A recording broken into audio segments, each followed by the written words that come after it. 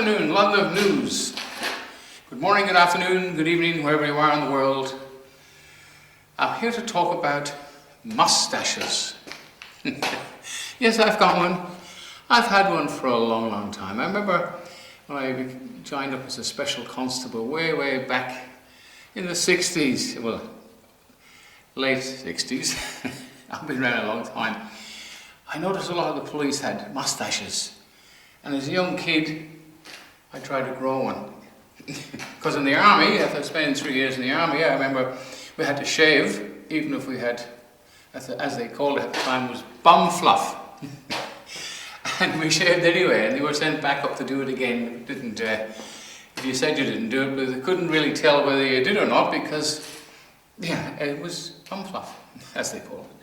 But anyway, it has now come to my attention. I was watching on that famous news in the States, I think it's called Fox. I have to be careful of the name, even Fox. Apparently, mustaches are masculine, and the left don't like mustaches.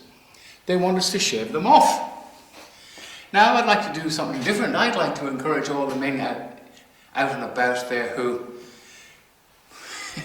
can grow a mustache, because a lot of them couldn't if they tried, because they've been feminized. And that is a fact, because testosterone has dropped down between 10 and 20%. And men have been given a hard time by these lefties. And it's up to us now to do something about it. So I want you guys, I know November is coming up, and that's when it's all supposed to start, growing mustaches for the time. Grow the bloody thing, keep it on, be masculine, make a bloody stand. Because 2030 is not all that far away. It comes and it goes. We ignored Agenda 21 to our detriment. These polypoxes, which are commonly known as politicians, yet to be convicted, and they will, because all of these regimes, they all crash, all come undone. I want you guys to go out there and grow a bloody mustache to say that you are a man. You don't have to do that to prove you're a man, but just do it to upset the lefties. So that's basically a very important step to take, because men have been effeminized, or feminized, whatever the word is, I don't know. So let's make that little stand today. Start growing a mustache.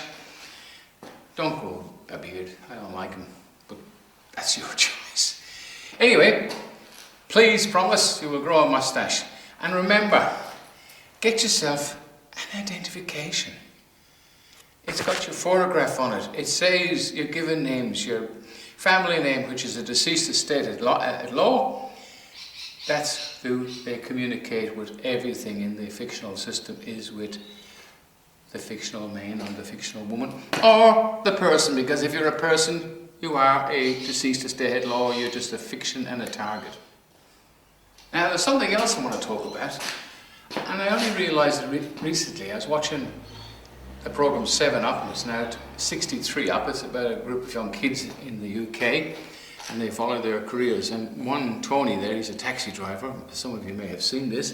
A fabulous programme, great guy, loved to see him. It was so really good to see that he had survived and he was doing well. And there's one of the participants, way back then, she has died, and that was very sad to see, because we kind of grown up with these people. But what Tony described, and it's very true, and I never thought about it. We've got the railway track, you remember? You're on the wrong side of the railway track, you're in trouble. So if you're on the wrong side of the railway track, as far as making a lot of money and becoming well off, on the wrong side, you can get well off. You have to work very hard at it, because the people on the other side of the track, which are now running the countries, the politicians, they're not upper class, they're just puppets of the rich and powerful. That's nothing more than that. These polypoxes are nothing more than puppets for the rich and powerful. They are from the wrong side of the track, but they're controlled and they have to do what they're flaming told. But if you're on the wrong side of the track, which most of us are, even if you do become successful, you have to pay every step of the way. Taxes, BS stuff, complete. You're just held back every step you take, and even at the end of it, they will rob you. If you're born on the right side of the track, the rich and powerful, the billionaires which are around today, good on them. I'm not jealous. But why do they have to be such bastards? You know, they're creating misery because they feel really good and they look down on us as being slaves. And that's exactly who we are, because you work, they give you X amount of paper in your hand, they take back X amount of that in your tax, they leave you a little bit, and everything you do on the way along the road is taxed.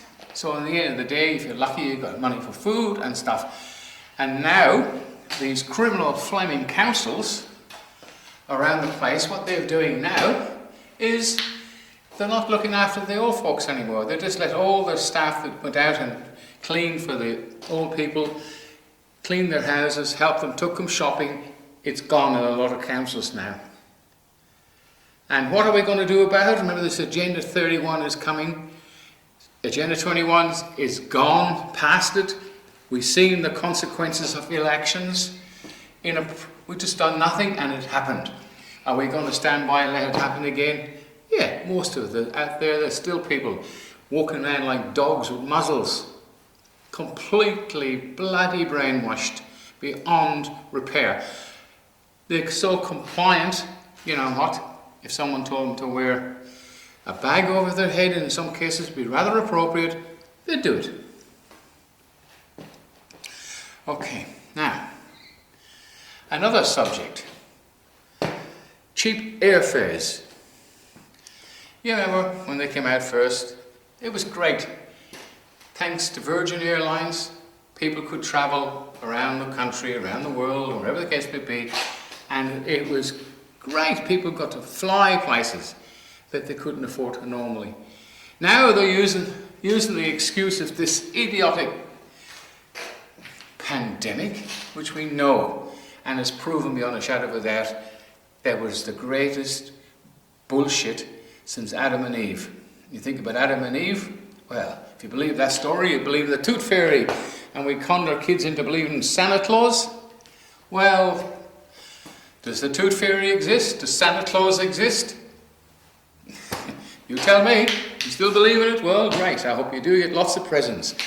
Well, what they're doing now, because of global warming, I should put it back to front so they won't notice the word world warming, because global will probably get me blunt. Now, they're going to reduce the amount of flights, and they have all these wonderful excuses that they're going to blame.